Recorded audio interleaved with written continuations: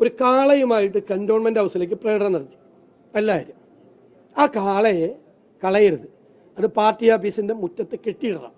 ഈ അടുത്ത ദിവസം ഒരാവശ്യം വരും BJPക്ക്. ആ കാളയുമായിട്ട് രാജീവ് ചന്ദ്രശേഖരൻ്റെ വീട്ടിലേക്ക് ഒരു പ്രകടനം നടത്തേണ്ട സ്ഥിതി പെട്ടെന്നുണ്ടാവും. കാര്യം ഞാനിപ്പോൾ പറയുന്നില്ല. അവിടെ കാളയെ ഉപേക്ഷിക്കരുത്, കാളയെ കളയരുത്, കാള വേറെ കൊണ്ടുവന്ന സ്ഥലത്തേക്ക് പറഞ്ഞേക്കരുത്. കാളയെ പാർട്ടി ഓഫീസിൻ്റെ മുമ്പിൽ തന്നെ കെട്ടിയിടണം.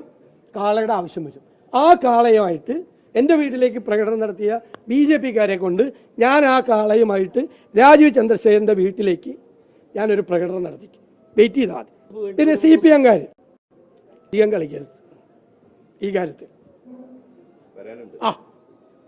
ഞെട്ടിപ്പോവും. അല്ല, വേണമെങ്കിൽ അങ്ങനെ എടുത്തോ. കേരളം ഞെട്ടിപ്പോവും.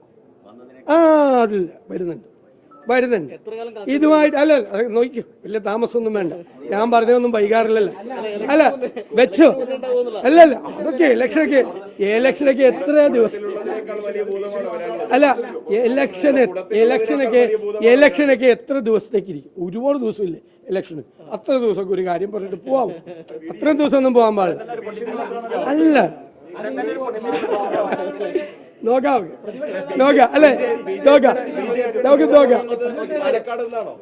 അല്ല